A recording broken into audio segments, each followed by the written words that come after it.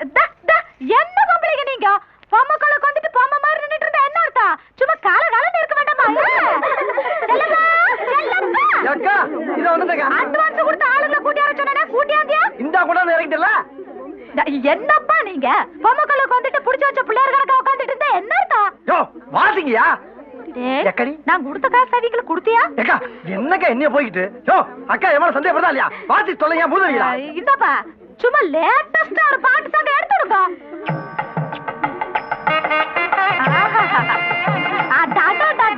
சும்மா திம்சமா இருக்குல்ல? எக்கடி திம்சம்னா என்னக்கா?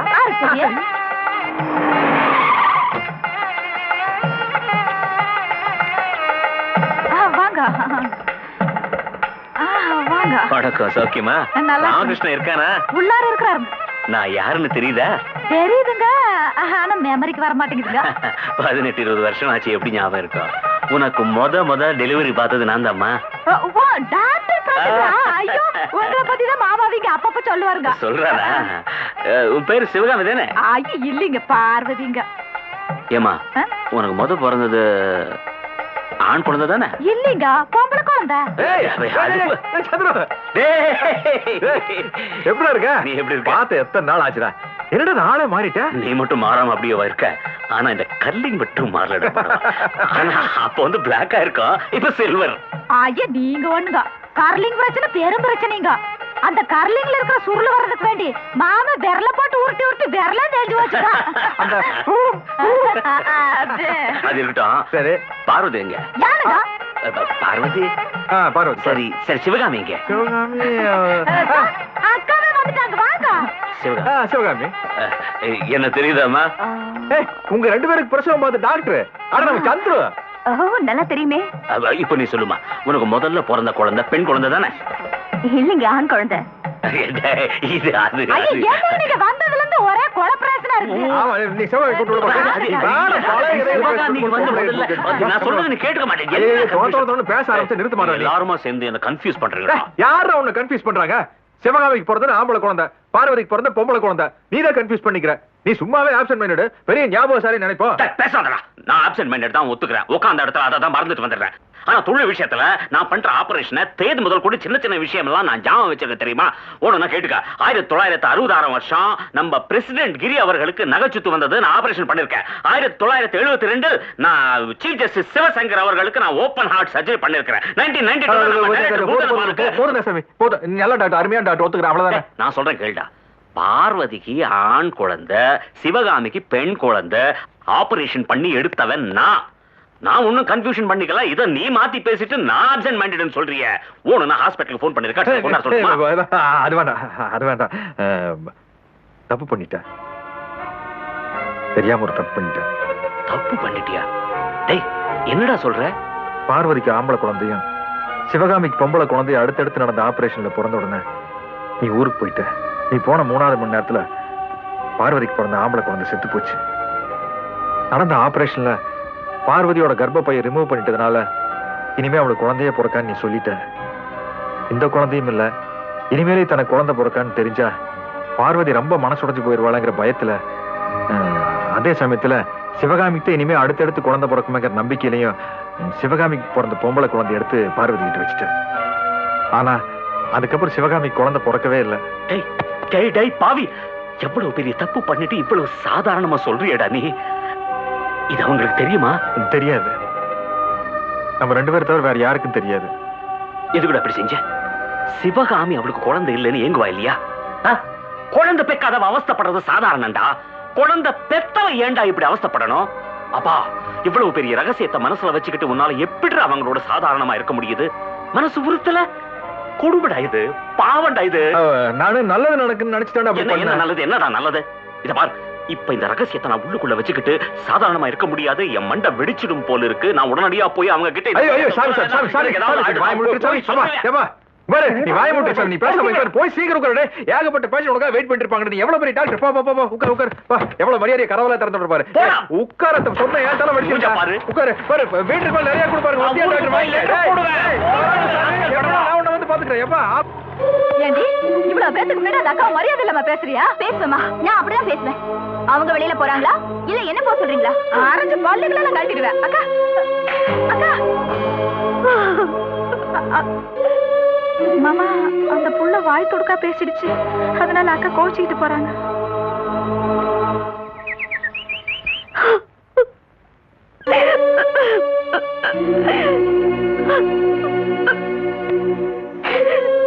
சிவகாமி சிவகாமி எழுந்திரு எழுந்திரு, நான் சொல்றதுக்கு எழுந்திரு.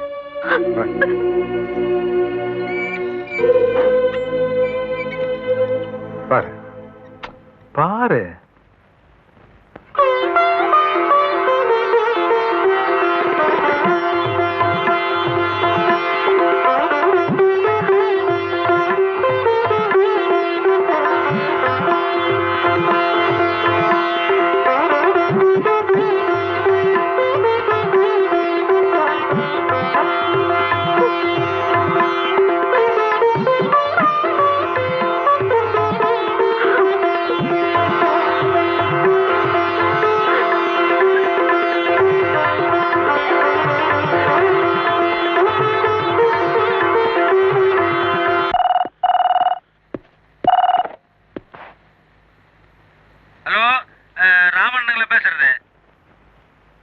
ஆமாங்க சான்சனு.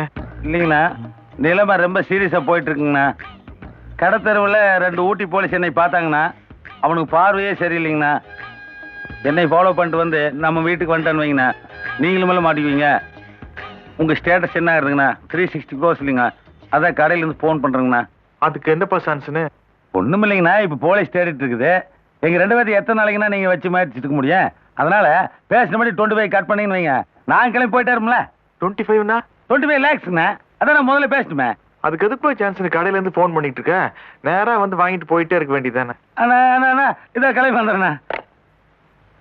ஐயோ, ஒரு லோக்கல் ஃபோனுக்கே பெருசு இந்த கிளி கிளியுது. நாம அமௌண்ட் ரொம்ப கம்மியாக கட்டுமோ?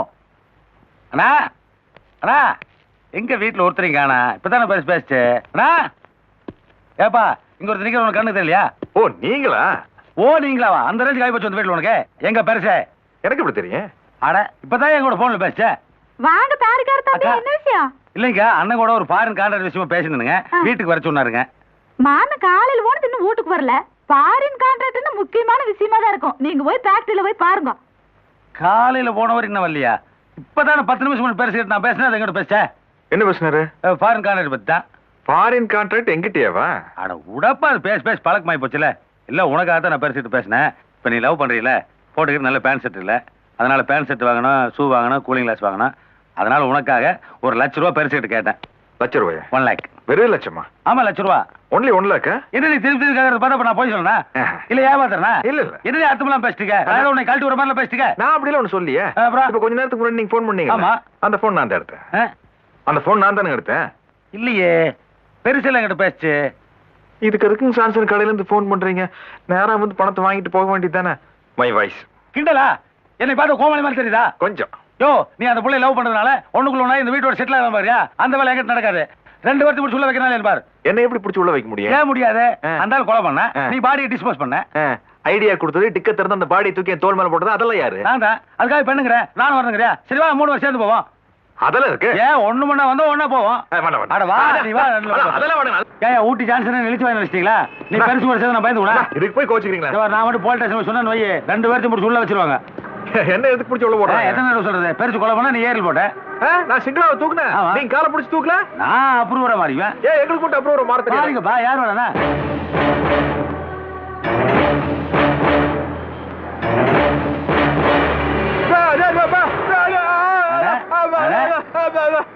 போலீஸ் ஏனப்ப பயன் சார்? போலீஸ் இல்ல நைனா, நைனா அக்கட சூடு நைனா, எக்கட செப்பு நைனா, கிச்சுக்கோ கிச்சு கிச்சுக்கோ.